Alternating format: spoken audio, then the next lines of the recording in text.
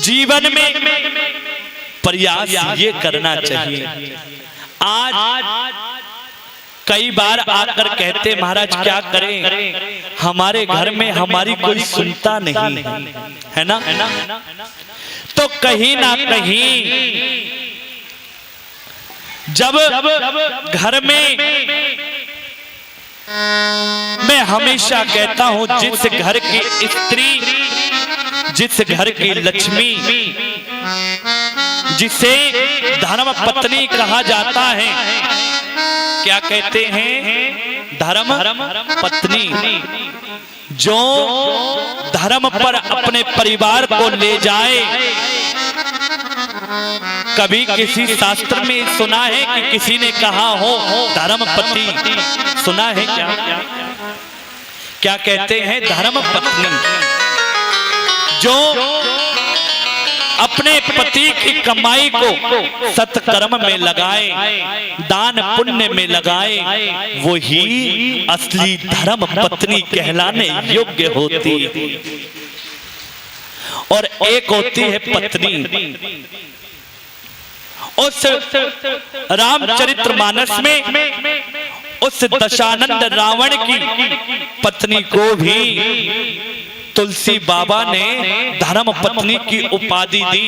उस मंदोदरी को बार बार अपने पति को समझाती है, स्वामी राम से बैर ना करो, ये राम साधारण नहीं है।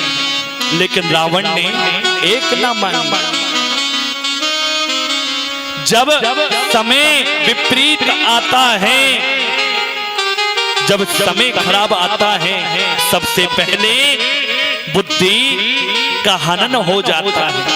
विनाश काले विपरीत बुद्धि। और वही महाभारत में धृतराष्ट्र, जिनकी पत्नी गांधारी पति अंधा है, खुद ने भी पति को देखते हुए कि ये अंधा है तो मैं भी आंखों पर पट्टी बांध लेती हूँ।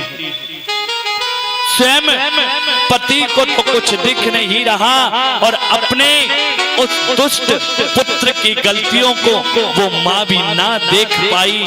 और आज पूरा वो कौरव वंश सब समाप्त हो जाता। वो मात्र पत्नी है जो धर्म पत्नी अपने पति की नेक कमाई को धर्म से लगाए, दान पुण्य में लगाए, वो है धर्म पत्नी।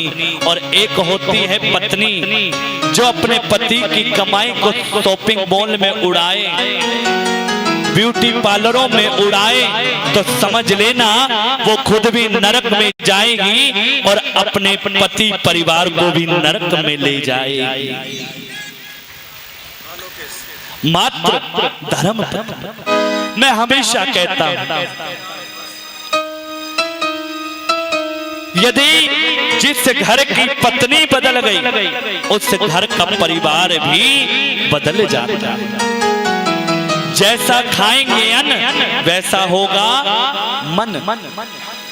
कई माताएं, कभी देखना,